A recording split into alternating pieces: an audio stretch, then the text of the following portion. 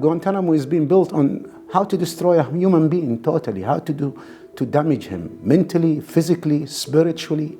This is a story of 779 Muslim men and boys who were held at the Guantanamo Bay Detention Center, and of them, the 40 who still remain there to this day. 9/11 was difficult for all of us, for all Americans. But I think what the intervening 17 years now have shown is that abandoning our long-standing legal systems and our values are not rewarding for us. They don't strengthen national security. In the 17 years since hundreds of non-citizen Muslim men and boys were sold into U.S. imprisonment, kept without charge, and tortured, there has yet to be any accountability and any real justice. We, the United States, have done such a good job of convincing our population and the entire world that these men are terrorists, that it is impossible for men to escape Guantanamo when they're released. And that's their biggest complaint, is that everybody thinks they're a terrorist. I try so hard to act, to be normal, but it is hard.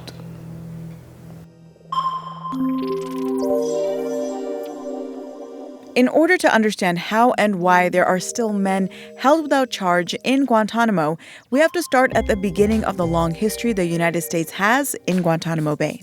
In 1898, following the Spanish-American War, the United States took control of several territories previously controlled by Spain, including 45 square miles of Guantanamo Bay, Cuba. And even after Cuban independence, the U.S. maintained control through leasing the land, and it became a naval base. In 1991, during a coup d'etat in Haiti, refugees set out on makeshift rafts and boats to claim asylum in Florida.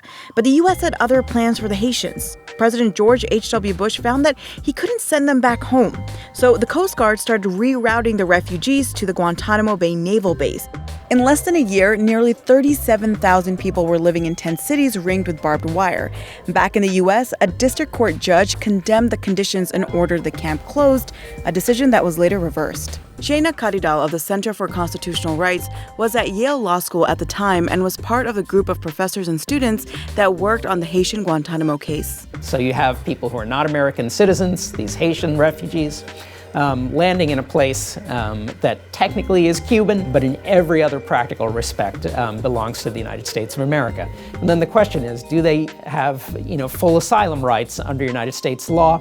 And maybe even a preliminary question, do they have the right to even set foot in American federal courts and make arguments about what rights they do have? And it's that line of questioning and that legal framework that forms the basis of how the U.S. government would treat detainees arrested during the so-called War on Terror. Our war on terror begins with al-Qaeda, but it does not end there. On October 7, 2001, the United States invaded Afghanistan in search of Osama bin Laden and other al-Qaeda operatives believed to be behind the 9/11 attacks and believed to be under the protection of the Taliban.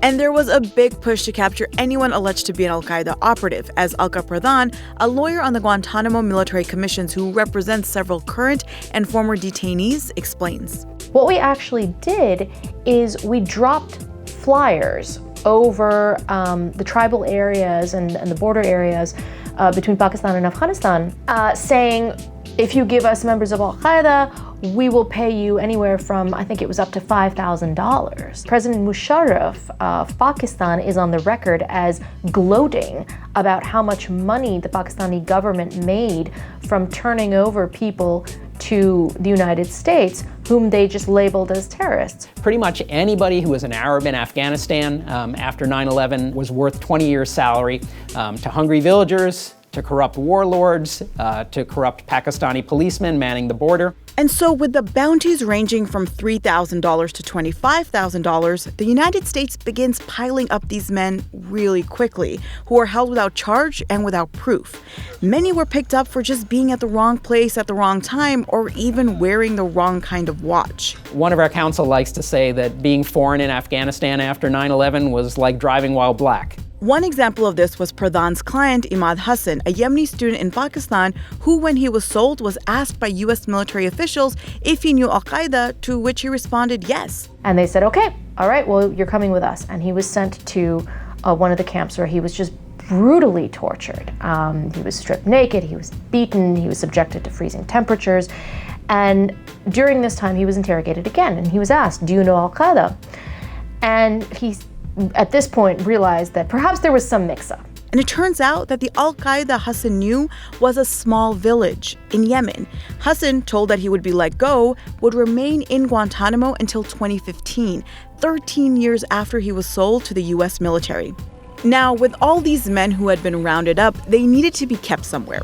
Having the detainees on U.S. soil was quickly discarded as an option since that would give them certain rights and privileges. The thought process at that time that Rumsfeld and others at the Department of Defense are going through is, where can we hold them where we don't have to apply U.S. law, where we don't have to apply the Constitution, but they are still going to be under our complete control. That brings us to Guantanamo Bay Naval Base. The first detainees arrived there from Afghanistan and Pakistan in January of 2002. They get off the airplane, and we have no idea who they are, where they're from, what they're alleged to have done, anything like that. We, in some cases, don't even have names for them. Despite not knowing much about who they had captured, the U.S. government had to build a case against each individual. They don't approach it as you're innocent until you're proven guilty. They approach it as these men are all enemies of the United States. And so they start interrogating them. Once they were brought to Guantanamo, were chained in what we called stress positions, which are essentially,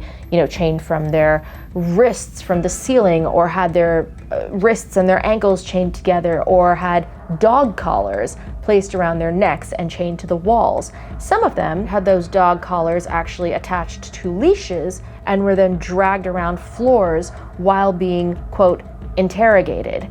For Shakir Amr, a British resident who spent 14 years in Guantanamo without charge, there was something worse than the physical torture he endured. Once you get beaten up, once you get hanged, once you get all these, whatever they call it, hog ties and all these things, pain, physical pain, then it goes away, But when they try to play with you mentally and psychological, all kind of manipulation, you feel like every time they find something new. As word started to leak about conditions in Guantanamo, groups like the Center for Constitutional Rights started to petition to have the detainees' cases heard in federal courts.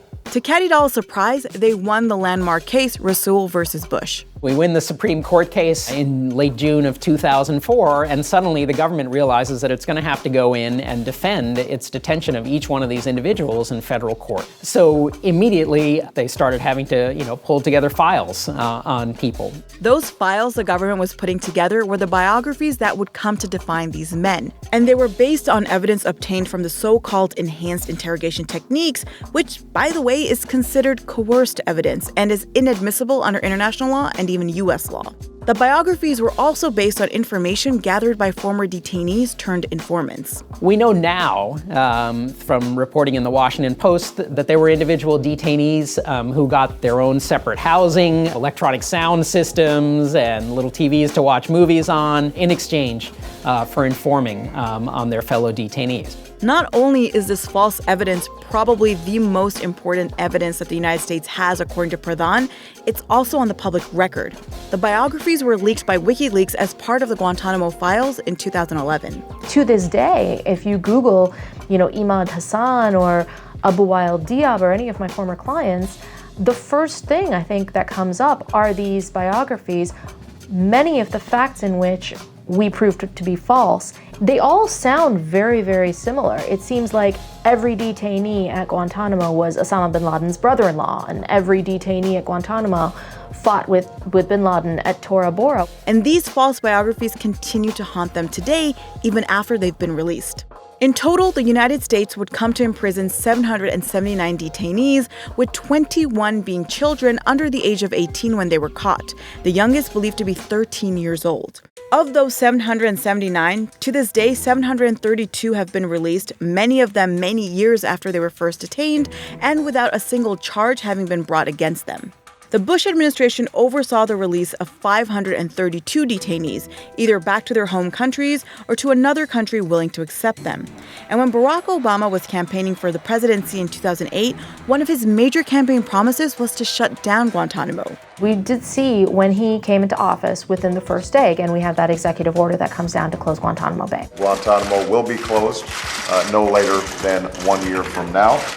Things go south very, very quickly. Despite the Democrats having control of the House and Senate, the Obama administration didn't follow through on the promise of shutting down Guantanamo and didn't even try to clear the names of all those wrongfully detained and tortured. That's what I find to be just absolutely unforgivable, is that we know all of this false information is there, but President Obama will not stand up and say, hey, we got it wrong. These were all mistakes made. And solely because we were not willing to face up to our own mistakes as a country, we continue to perpetrate torture at Guantanamo.